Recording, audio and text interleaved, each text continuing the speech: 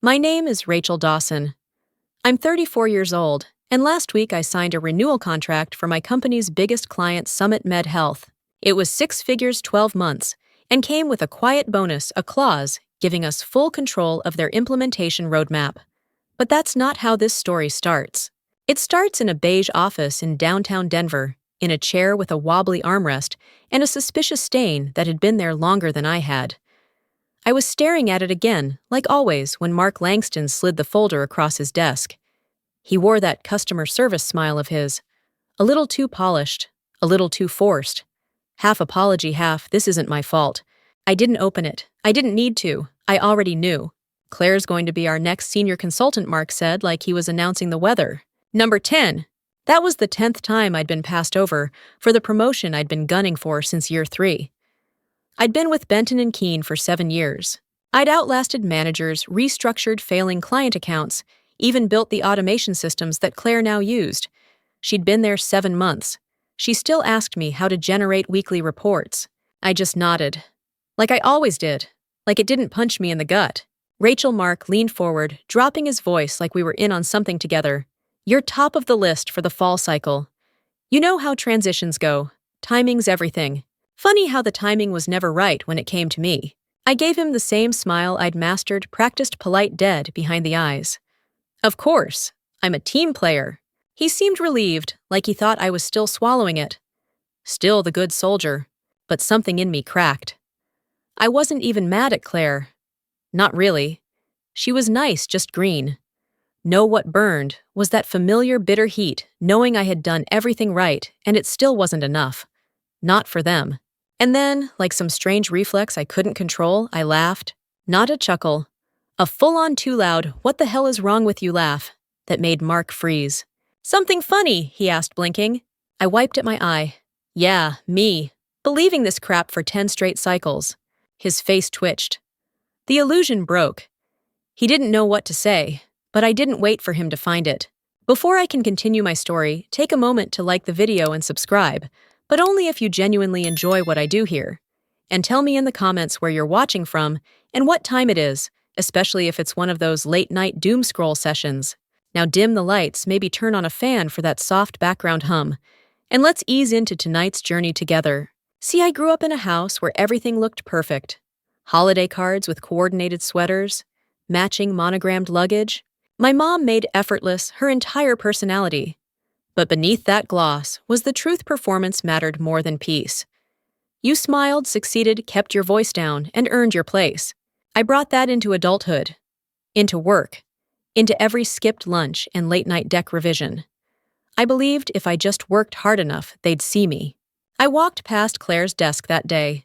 She was showing off her new business cards like a kid with candy. Senior consultant, the bold print read. I was the one who'd fixed the broken billing dashboard she was now presenting as her own. I was the one clients called when implementation went sideways. I was the one who'd held this place together with bubblegum and late nights. But they couldn't see that. They'd already decided who I was. And for the first time, I started asking a different question. What if they weren't wrong about me? What if I was wrong about them? That night, I sat on the bathroom floor, with my knees pulled to my chest, still wearing my work clothes, mascara dried in uneven streaks. I didn't bother turning on the overhead light. Just the glow from my phone screen lit the room.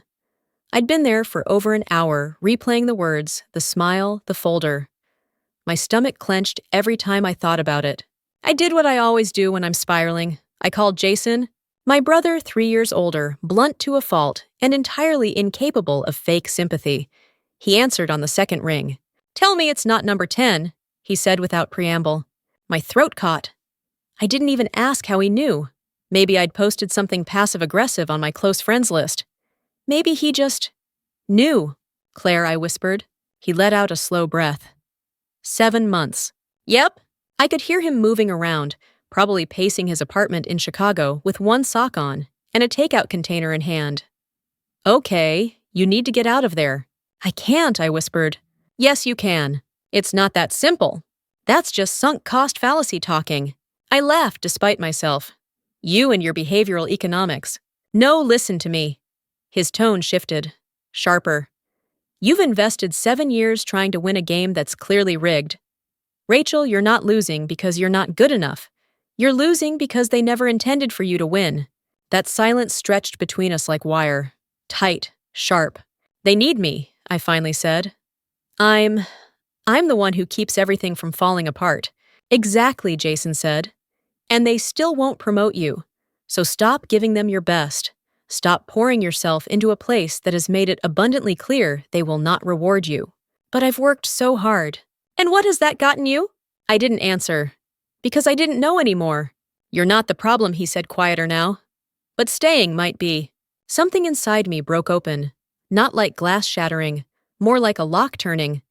And the image came to me clear as day, me sitting in that stained chair, smiling like I wasn't dying inside, waiting for someone to see me.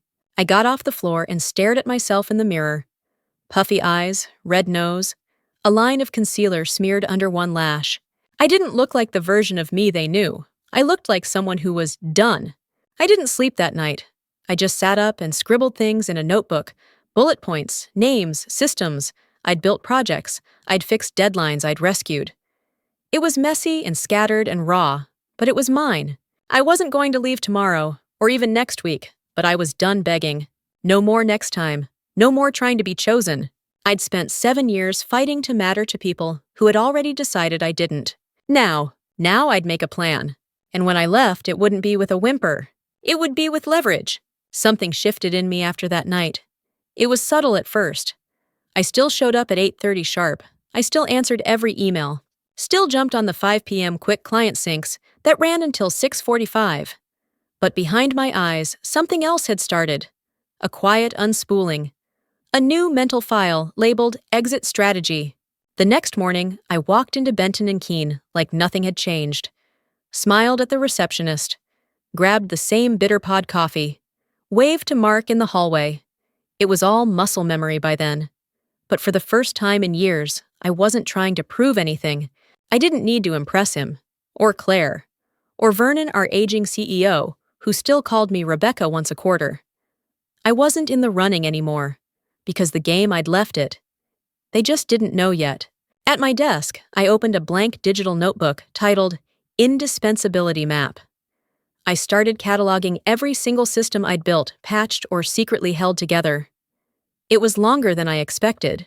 There were scripts I'd automated that no one even knew existed. Troubleshooting steps I'd memorized for legacy clients. Notes on back-end quirks I'd picked up after 3 different consultants failed to finish the rollout. Then came the client relationships. Summit Med, Metro Health, Lakeside Surgical. They didn't ask for someone from BKC. They asked for me, Sue. My name, my cell number. I'd been the one pulling off last-minute saves for 3 years, but I'd never thought to document just how deep that trust went. Now I did. In detail. Names, org charts, pain points, preferences, where the real loyalty lived. It wasn't with Benton and Keene, it was with me. I made a rule: no more unpaid overtime unless it served my goals. No more fixing other people's messes without logging the lesson. No more internalizing blame for systems that were always broken. I wasn't coasting, I was pivoting. Quietly, my performance didn't dip, in fact I doubled down. I started taking the messiest assignments, the ones no one wanted. I knew how that would look to leadership. Reliable Rachel, always willing to jump in. But I wasn't doing it for praise anymore. I was doing it for data. Every late-night fix, every client save was another receipt for my private vault. One afternoon, Claire stopped by my desk to ask for help with a regional rollout template. The same one I'd built last spring. She smiled like we were peers. "You're so good at these." I wanted to scream. Instead, I smiled back. Happy to help. Because she didn't know. None of them did. I was laying bricks. Quiet, intentional, unstoppable.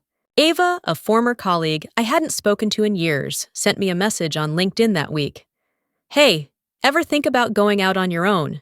Just curious. I stared at the screen. Funny how the universe whispers louder once you decide to listen. The first time I met with someone outside of work to talk about possibilities, I was terrified someone from BKC would walk by and see me. I kept glancing toward the entrance of the Cafe Palms, damp heart thudding like I was cheating on someone. Maybe I was cheating on the version of myself who still believed loyalty would eventually pay off. Ava Patel smiled when she walked in, all warmth and quiet brilliance. We hadn't worked together in years. She'd left after year 2, frustrated by the same pattern I was only now waking up to. She'd gone to a data consultancy in Boulder. Happy now, thriving. "You still at Benton and Keene?" she asked as she sat down. I hesitated. Technically? She raised an eyebrow. "So, not for long?" I shook my head slowly. "I'm building something, I think." Quietly. And there it was. The first time I'd said it out loud. Ava didn't blink. "You should." That lunch turned into 3 hours. She talked about system startup headaches, clients who actually respected her. I listened like someone drinking water for the first time after a desert. The next day, I bought a domain, apexsystemsconsulting.com. Just a placeholder, I told myself. Just reserving options. But it wasn't just a placeholder. I spent weekends updating my portfolio. Not my resume, my portfolio. Case studies, problem-solving breakdowns, before and after charts, testimonials I'd quietly collected from client thank you emails. I wasn't positioning myself for another job. I was setting the foundation for something bigger. Apex Systems started as a name in a Google Doc, then a logo I mocked up in Canva, then a dummy invoice template, then an LLC filing I submitted while sitting in my car outside Trader Joe's, hands shaking. Every week I had coffee with someone else, an old colleague, a vendor partner, a client connection. Not to pitch, just to ask questions, to learn. I created a second phone line, a private email, a folder titled Launch Materials. I kept it all separate from my work devices, air-gapped. Not because I was doing anything wrong, but because I wasn't going to give them a reason to discredit what came next. Meanwhile, at BKC, Mark was too busy basking in his own LinkedIn posts to notice that I had mentally packed my bags. I still delivered, still saved their hides. But my exit wasn't a fantasy anymore. It was a file structure, a roadmap, a checklist with real dates. The week before Thanksgiving, I applied for a small business credit line. Got approved. 5 figures. Enough to cover initial costs and 6 months of my life if it all went south. That night, I stared at the approval email and cried. Not scared tears, not proud ones, relieved. Like something huge had unlatched inside me. I wasn't thinking about leaving anymore. I was building the life I'd always been told I wasn't ready for. And I was doing it without asking permission. Funny thing about being underestimated, people stop looking too closely. They assume you're harmless, grateful just to be in the room. That assumption became my advantage. While they were busy ignoring me, I was making myself essential. It started with the dashboard no one else could fix. The reporting module for Summit Med had been buggy for months. Numbers disappearing, graphs, freezing export files, corrupted. 3 separate consultants tried and failed to fix it. I rebuilt it in 1 weekend using a Python script and a third-party plugin nobody at BKC had even heard of. Did I brag? No. I just copied Mark on the resolved email and let him take the credit, like always. But I documented every line of code, every step, every client compliment that came afterward. I updated my indispensability map with timestamps.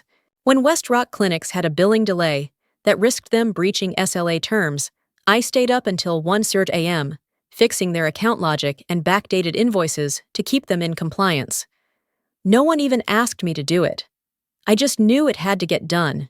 By then, I was keeping 2 sets of notes, one for them, polished and internal, one for me, annotated with truth. I started noticing patterns, how clients would request me by name, how Mark would suddenly volunteer me for complex accounts at partner meetings, calling me our secret weapon, how Claire started quietly shadowing my Slack threads to see how I responded to crises, and I let it happen. Because I wasn't just holding the ropes anymore, I was building the vault. I tracked every undocumented process I'd created, every workaround I'd taught others, but never written down. I began tagging legacy clients who'd likely follow me if they knew I was available. Not in a shady way, just recognizing where the loyalty lived.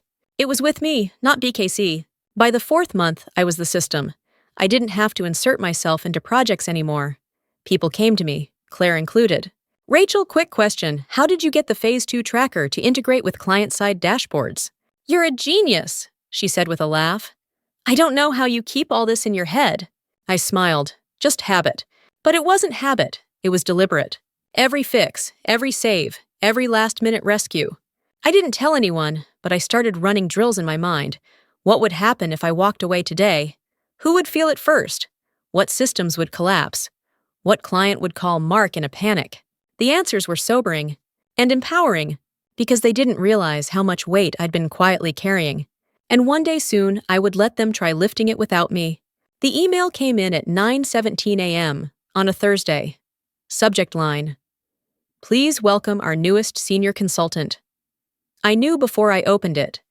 I didn't even need to see the name, but I clicked anyway because I guess part of me still liked the sting, like pressing on a bruise.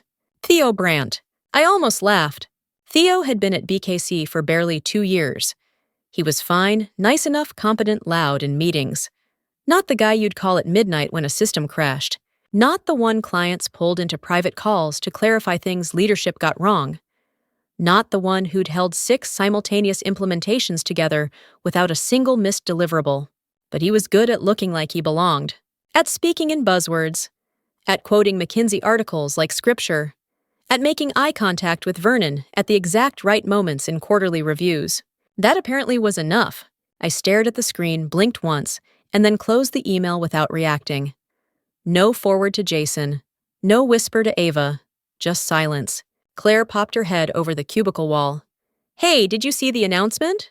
I nodded. Yep. Wild right? She grinned. I thought for sure they'd finally promote you. I gave her a small smile. Guess not. Inside, something hardened. Mark stopped by my desk later, trying to sound casual. Saw you didn't come by after the announcement. Just wanted to check in. You good? I looked up, calm, steady. Congratulations to Theo, I said simply. He blinked, caught off guard. You're not upset. I've got a lot going on, I said, trying to focus on delivery. And I was, just not for them. What he didn't know was that Apex Systems was weeks from launch. I'd just secured a private retainer with an old vendor partner, nothing official yet, but enough to cover my operating costs for the first quarter. My business cards were printed. My operations manual was done. Ava was in officially once I gave the word. I had scheduled my LLC taxes and even bought office plants. Fake ones, sure, but they looked real enough on video calls. That night, I sat in bed staring at my resignation letter. It was simple. 2 weeks' notice, professional, direct, no fire, no venom. But every sentence felt like oxygen. I hadn't submitted it yet. I was waiting for the right moment. And now I knew that email promotion number 13 was the final proof. They weren't just blind. They were committed to staying blind. And I wasn't going to waste another breath explaining my value to people who had already decided not to see it. They didn't need another reminder. They were about to get a demonstration. It was a Tuesday, sunny, the kind of spring morning that makes you forget Denver's capable of soul-crushing snowstorms. I wore my favorite blazer, the deep navy one, with the inner pocket, where I kept mints and folded gum wrappers. I didn't need to dress up, but I wanted to remember that I walked out standing tall. No one knew. Not Ava, not Jason, not even my therapist. I'd picked the date weeks ago, exactly 6 months after Mark gave Claire the promotion that broke me. It was quiet symmetry. I waited until 9:03 a.m. That's when Mark usually got his second coffee and returned to his office. I walked straight in. No knock. He looked up from his laptop. Hey, Rachel, what's up? I placed the envelope on his desk. White, unmarked. What's this? He asked, picking it up.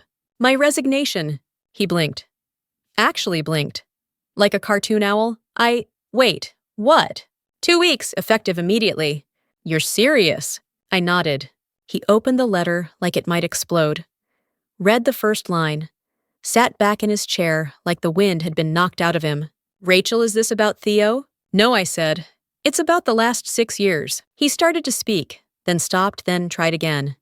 Okay. Let's not rush into anything.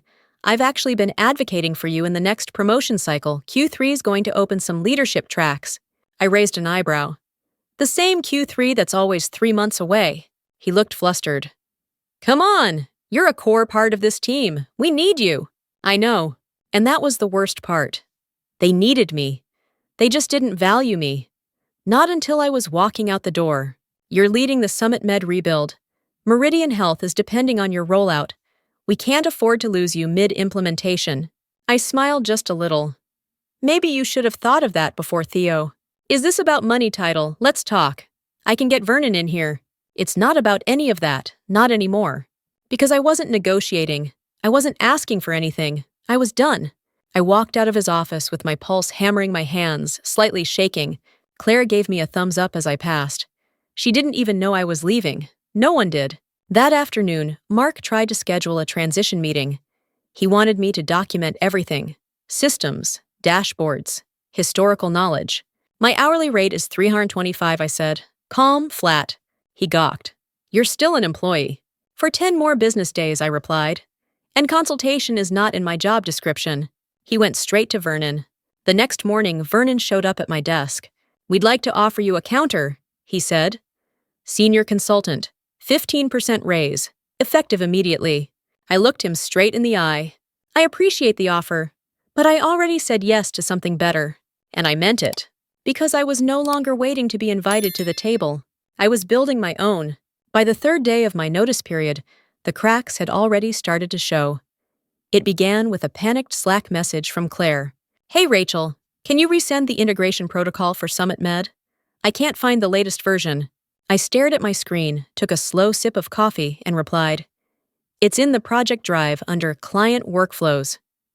Which was technically true, but the real version, the one that actually worked, lived only in my private notebook.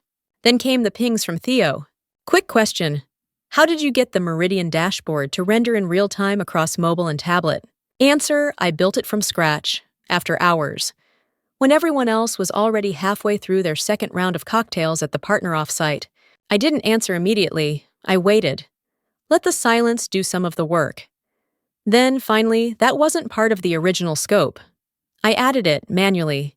It's undocumented. The next day, Mark scheduled something called a knowledge transfer sprint. I burst out laughing when I saw the invite.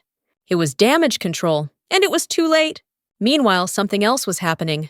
Quiet but seismic. Clients started calling. I knew because Lori Vernon's assistant texted me late Wednesday night. Lori, Summit Med's CIO, called Vernon directly. Asked what's happening with you. She was not happy. Me? Did they mention the contract? Lori, she said they're pausing all roadmap activity until they talk to you. I put my phone down and just sat there. Heart pounding. Not with panic, with power. It was working. All of it. Every late night, every ignored contribution, every quiet calculation. They were finally realizing what I'd been holding together. On Friday, Vernon asked for a private meeting. Again. This time he didn't bring Mark. We want to make this right, he said. 20% raise. Senior consultant. Full transition to client strategy lead in Q3. He looked tired. His tie was crooked. I didn't smile. I already declined. Rachel, please. And that's when I understood something I hadn't let myself say out loud. They weren't offering this because they'd seen my worth. They were offering it because they were terrified of losing what I gave them. There's a difference. I'm not coming back, I said quietly. You had 6 years. By the second week, it was open panic. Summit Med sent a formal notice of delay. WestRock requested a full review of their implementation contract. Meridian Health began migrating dashboards off the BKC stack. Systems failed that only I knew how to fix. Logic loops crashed. Reports were late. Clients went silent. And Mark, he stopped making eye contact altogether. On my last day, I handed over a clean exit packet. Project status updates. Final documentation. Every piece of work I'd promised. Professional, complete, undeniable. As I walked out with my box of desk things, 1 plant, 2 coffee mugs, and a copy of Radical Candor. They'd gifted me 2 promotions ago. Mark followed me into the lobby. You won't last 6 months out there, he said. I turned to him, no anger in my voice. Watch me. The first Monday I didn't go to BKC. I woke up at 7 a.m. anyway. Muscle memory. For a second, I felt a jolt of panic. Was I late for something? Had I missed a client call? Then I remembered I wasn't theirs anymore. I padded barefoot to my kitchen, poured coffee, and opened my laptop. On the screen, Apex Systems Consulting. My logo. My domain. My name on the contact form. And then it began. At 9:13 a.m., my phone buzzed. Megan Torres, Summit Med's COO. Rachel, she said we've reviewed your proposal. We'd like to move forward with Apex. Full portfolio. All 3 projects. Effective immediately. I stared at the floor. All three. Yes, you've already earned the trust. And frankly, we've had enough of the chaos. My voice caught just for a second. I'm honored. Also, she added, we told Vernon this morning. I've never heard someone go silent that fast. That afternoon, I signed my first six-figure contract. No partners, no middle managers, no one forwarding my slides and presenting my ideas as theirs. Just me. My work. My name on the wire transfer. 3 weeks later, Meridian Health followed, then Westrock, then 2 referrals, one from Ava's old team, and one from a vendor I hadn't spoken to in over a year. By the end of month 2, I had 5 clients. I doubled my BKC salary. I wasn't working less, not yet, but I was working, honestly, with purpose, with people who respected my time and input. I moved into a small shared co-working space downtown.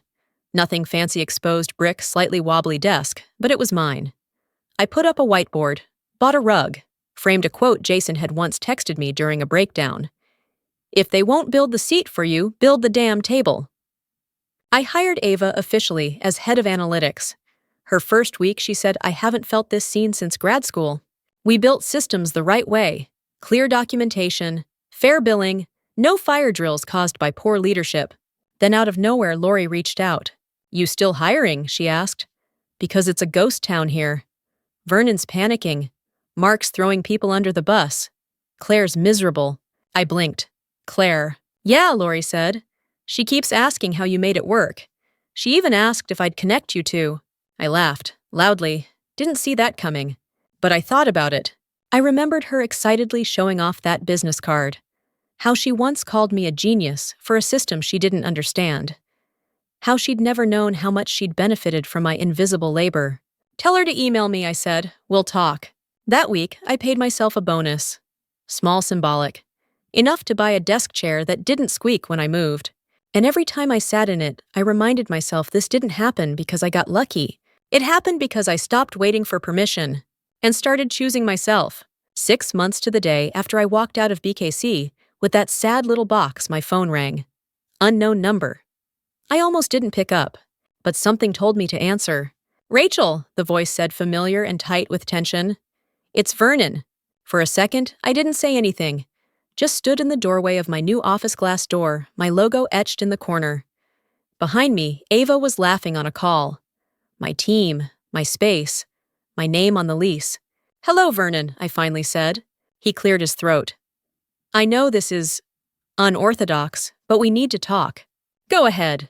We're struggling. 7 clients gone, several in transition. Morale is low. Our last 2 hires quit within a month. He hesitated. We want you to come back. I closed my eyes. There it was. The fantasy I used to have while crying in bathroom stalls. Them realizing I was the one holding everything together. Them finally offering what I deserved. We'll match your current rate. Double it if needed. Director level, equity. You choose your projects. Just come in for a meeting. My heart didn't race. That surprised me. There was no thrill, no ache, just clarity. You're too late, I said. Rachel, please, just talk to us. I leaned against the doorframe, watching Ava pin something to the project board. Beside her, Tanya, my newest hire, and a former data lead who'd been overlooked at her last firm, was jotting down notes. I'm not interested, I said. I've moved on. You should too. He was quiet for a long time. You built something real, he said eventually. We didn't see it. No, you saw it, I said, my voice even. You just didn't care, until you lost it. I hung up. The quiet after felt sacred. That night, Claire and I had coffee. She looked like I used to, overachieving, overworked eyes, darting like prey, in a place that claimed to be a team, but devoured its own. I want to work for you, she said softly. I know what I represent. I know how it must feel. I studied her face, and saw not the girl who replaced me, but the woman realizing she'd been used too. Send me your resume, I said. We'll talk. Today, Apex Systems has 17 employees. We've doubled our revenue year over year. We're selective with clients. We don't glorify burnout. We build things that last, and we see the people who build them. Mark was let go last fall. Vernon reached out again 3 months ago, this time to propose a merger. I declined, not because I'm vengeful, because I'm free. Have you ever realized the life you wanted was never going to be handed to you, and you had to take the risk of building it from scratch? That's what I did. Not to punish anyone, but to stop punishing myself by staying where I wasn't valued. I thought revenge would be watching them fall apart without me. But the real power was realizing I never needed them to begin with. If you've ever felt invisible, overlooked, or stuck, tell me your story in the comments. You're not alone. Please like, subscribe, or share this if it hit home for you. You don't have to keep auditioning for a part in someone else's story. You can write your own. Thank you for listening. Be kind to yourself tonight.